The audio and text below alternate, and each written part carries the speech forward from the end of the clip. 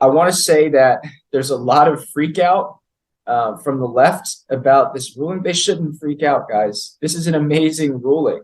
This means that people finally get to be treated based on their merits. This means that Black and Hispanic individuals who get into college know that they get into these colleges because of their merit. That's a great thing.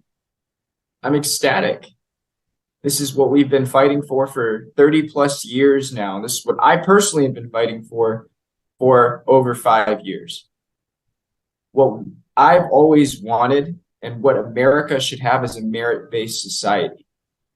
People are diverse, but they're diverse in more than just race. They're diverse in talents, skills, ambitions. And if it just so happens that Asian Americans are academically excellent, disproportionately so, then they should be rewarded for that. Just like we reward as a country people who are disproportionately athletically, artistically, or business excellent. So Asian Americans, they deserve the fruit of their efforts. They should not be stereotyped as test-taking robots with no personality, as Harvard was doing. And standards should not be lowered just to admit more of a certain minority. So I think that this is an important decision for the Supreme Court and for America. Okay. This case would not have been successful if ordinary Asian Americans did not come and support it, right?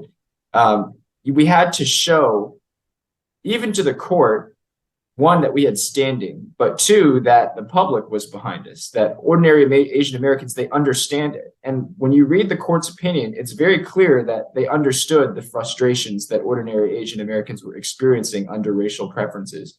That the court said the Equal Protection Clause of the 14th Amendment does not just apply to Black Americans, but in an increasingly diverse society, it has to apply to all Americans. And Asian Americans are quickly becoming an inconvenient minority because they, even though they've been historically discriminated against and they lack a lot of the social connections that a lot of privileged people have, so-called privileged, they still succeed in this country. They have the highest incomes, highest educational attainment. So they're the inconvenient minority, and therefore colleges and universities treat them as if they're the privileged class, which is wrong.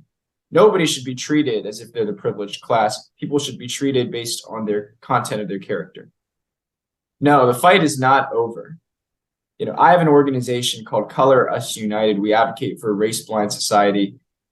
We have to continue to fight back against the pernicious influence of the racism narrative in our country. Remember, it was the racism narrative that brought about affirmative action. People think Ketanji Brown Jackson actually wrote in her dissent, which was extremely scathing, that America has never been a colorblind country and racism pervades American life. So basically, the more racism pervades American life, according to the left, the more reparations are needed, affirmative action, et cetera, to rectify that.